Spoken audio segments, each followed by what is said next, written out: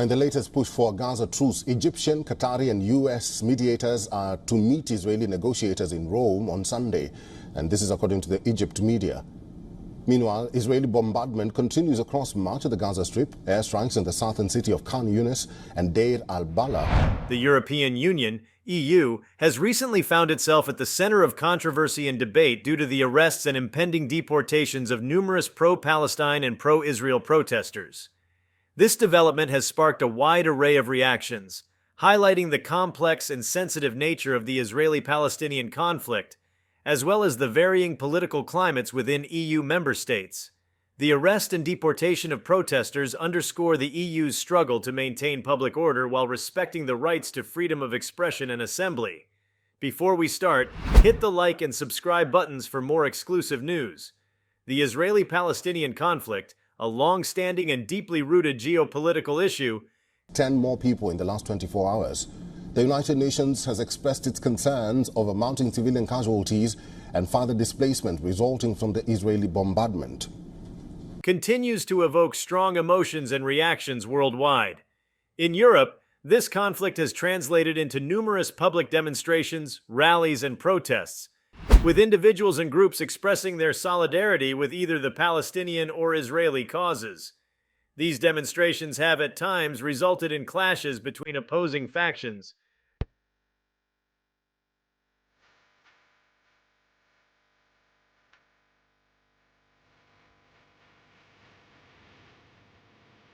drawing significant attention from law enforcement and government authorities.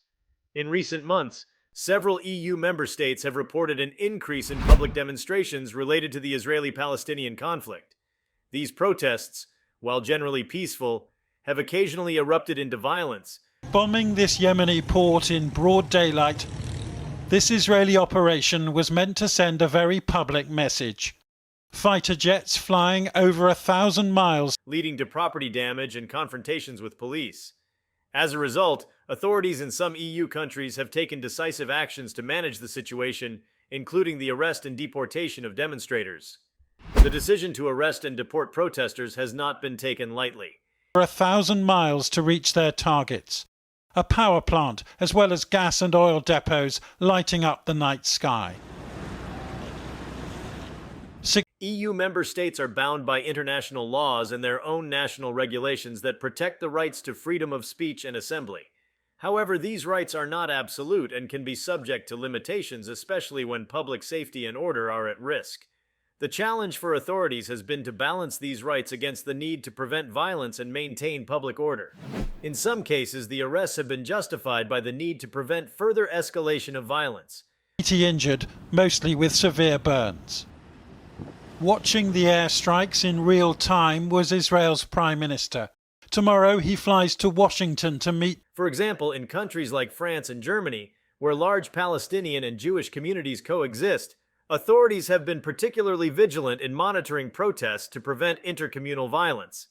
The French government, in particular, was retaliating for this unmanned drone strike on Friday on the Tel Aviv waterfront.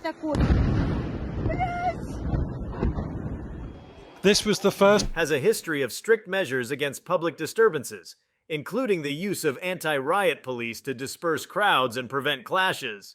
The arrest of pro-Palestine and pro-Israel protesters has also been influenced by broader political considerations. In countries where there is strong political support for one side of the conflict, backed by Iran, and conflict with Israel over Gaza strengthens their domestic grip on power.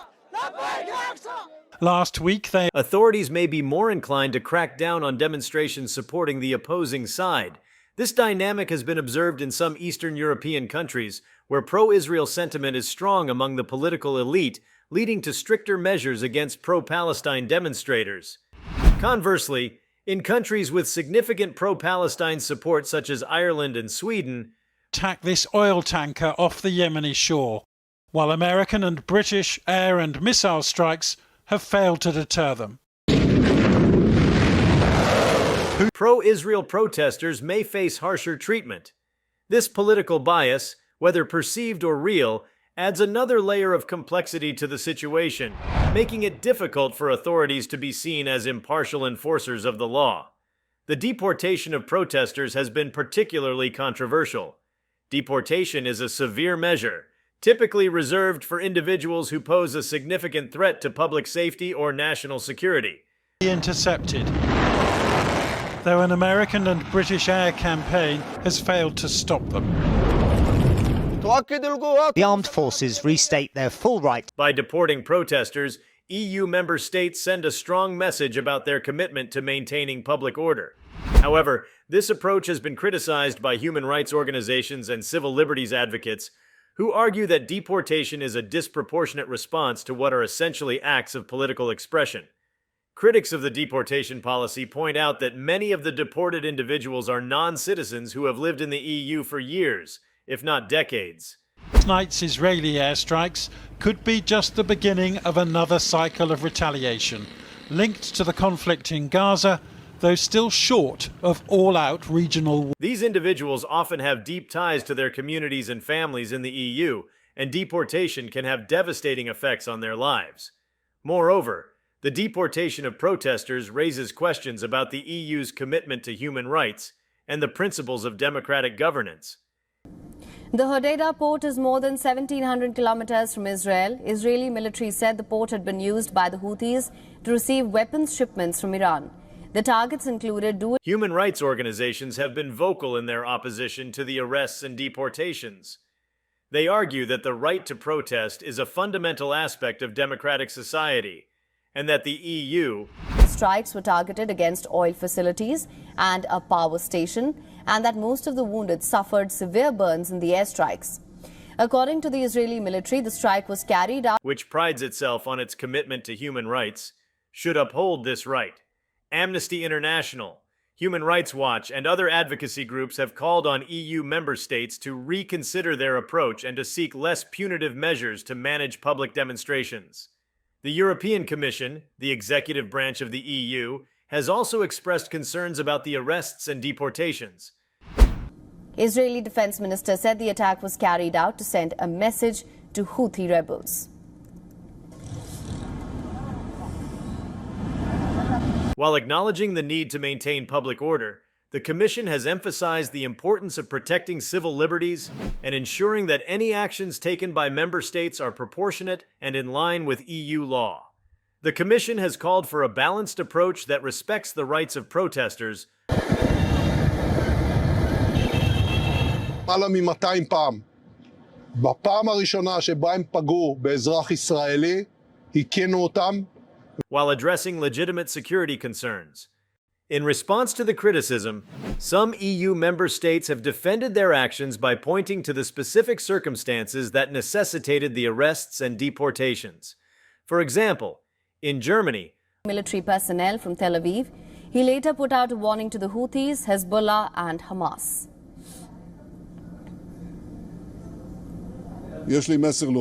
Authorities have highlighted instances where pro-Palestine protests turned violent, with participants engaging in anti-Semitic chants and attacking Jewish-owned businesses.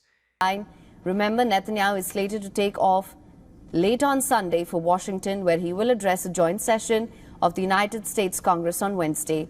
The premier is also expected to... In such cases, the authorities argue, strong measures were necessary to prevent further violence and protect vulnerable communities. Similarly, in France, authorities have pointed to the country's history of violent protests, saying they're acting in solidarity with the Palestinians. Israeli officials say the strike in Yemen has come after more than 200 Houthi attacks on Israel. The attack also came after... and the need to take preemptive action to prevent a repeat of past incidents. The French government has argued that its actions are in line with national laws that allow for the deportation of non-citizens who pose a threat to public order. By taking a firm stance, the government aims to deter future violence and maintain social cohesion. This has triggered renewed fears of the war in Gaza spiraling into a wider war in West Asia. Israeli Prime Minister Benjamin Netanyahu has called on the international community to step up pressure. Despite these justifications, the issue remains highly contentious. The arrests and deportations have led to legal challenges, with some protesters seeking to contest their treatment in court.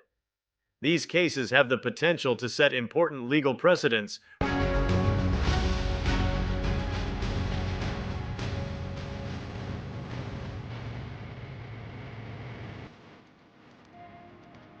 regarding the balance between public order and civil liberties in the EU. They also highlight the ongoing debate about the role of the state in managing public dissent and the limits of governmental authority in a democratic society. The impact of these actions extends beyond the legal and political spheres.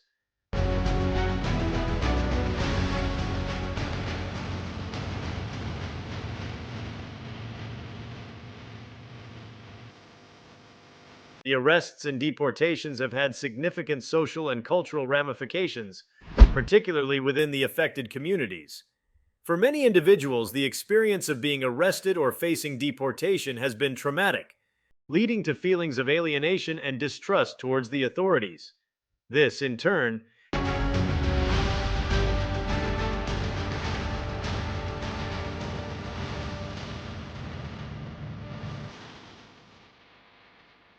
can exacerbate tensions and contribute to a cycle of resentment and unrest. The situation has also had broader implications for EU policy and its global image. The EU has long positioned itself as a champion of human rights and democratic values on the international stage. However, the treatment of pro-Palestine and pro-Israel protesters has raised questions about the consistency of the EU's commitment to these principles. Will not hesitate to strike vital targets of the Israeli enemy. Earlier, Yemen's military had issued a warning that Tel Aviv is no longer a safe city. Critics argue that the EU cannot credibly advocate for human rights abroad while failing to uphold these standards at home. In addition to the human rights dimension, the arrests and deportations have also had a diplomatic impact. And suffering. On the northern front, Israel continues its operation in Lebanon. Israeli fighter jets struck Hezbollah rocket launcher in Hawla. According to the Israeli defense, the Israeli-Palestinian conflict is a highly sensitive issue, and the actions of EU member states have the potential to affect their relations with both Israel and Palestine, as well as with other countries in the region. For example, Israel has welcomed the crackdown on pro-Palestine protests to push for a truce in Gaza and to secure the release of all hostages. Protesters chanted slogans on the streets saying no flight without a deal, viewing it as a sign of support for its position. Conversely, Palestinian authorities and supporters have condemned the arrests and deportations, viewing them as a betrayal of their cause. The diplomatic repercussions are not limited to the Middle East. When protesters demanding elections have also lashed onto the hostage families campaign, a performance art exhibit at the demonstrations mocks Netanyahu. The issue has also affected the EU's relations with other global powers, such as the United States, which has its own complex stance on the Israeli-Palestinian conflict. The U.S. has historically been a strong supporter of Israel, but recent administrations have also sought to engage with the Palestinian leadership. Demonstrations against the Netanyahu government have become a common sight. Protesters are blocking roads and have been calling out the government to stop the war. The actions of EU member states can influence the broader international discourse on the conflict and shape the dynamics of global diplomacy. Looking forward, the EU faces a number of challenges in addressing the issue of protest-related arrests and deportations. The military commander has said that the troops in the country's north are preparing for a decisive offensive against Lebanon's Hezbollah after months of deadly cross-border exchanges. One key challenge is to find a balanced approach that respects the rights of protesters while ensuring public safety. This will require a nuanced understanding of the root causes of protests and a commitment to addressing these causes in a constructive manner. Elections.